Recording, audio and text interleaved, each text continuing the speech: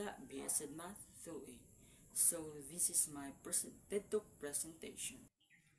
The title of my TED Talk presentation is Geometry Beyond the Classroom, Shaping Our World. Have you ever stopped to think about the shape that surrounds us?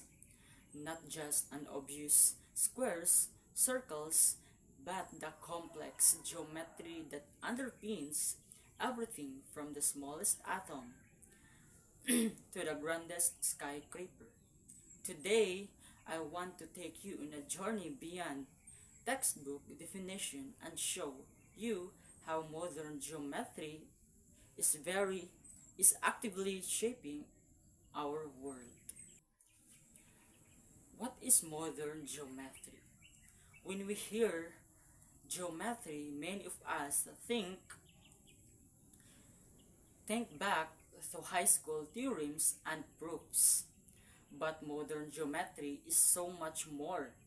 It's a dynamic field that explores spaces and shapes in ways that were unimaginable just a century ago. It deals with chord spaces, complex surfaces, and dimensions beyond our everyday experience. Examples of non-Euclidean geometries, such as spherical and hyperbolic space. One key idea is that geometry isn't just about flat surface. Einstein theory is relativity, for example, relies heavily on the geometry of chord space-time to explain gravity.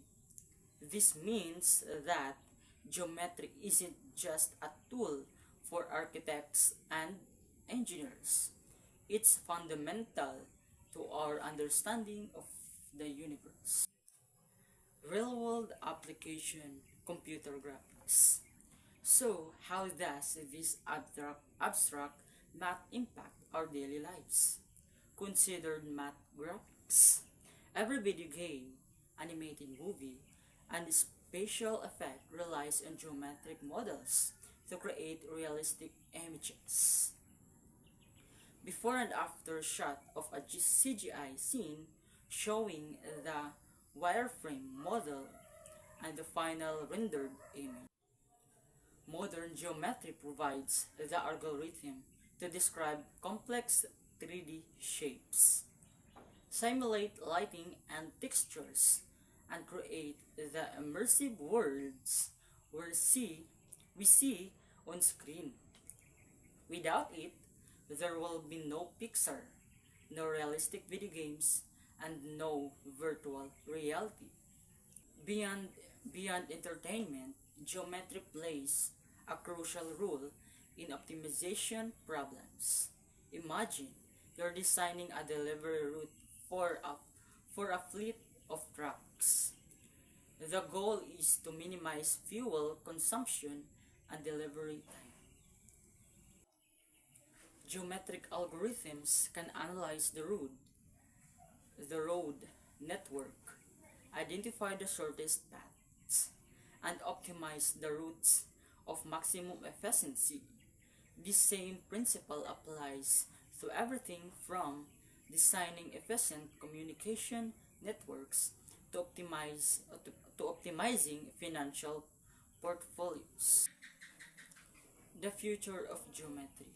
As we continue to explore the universe and develop new technologies, the role of geometry will only become more critical, from designing new materials with unique properties to understanding the complexities of the human brain.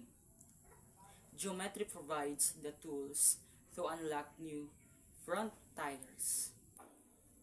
In conclusion, so the next time you see a beautiful buildings, play a video games, or marvel at a scientific discovery, remember hidden geometry that makes it all possible. Geometry is not just a subject in school. It's a fundamental language that shapes our world. And that's all. Thank you.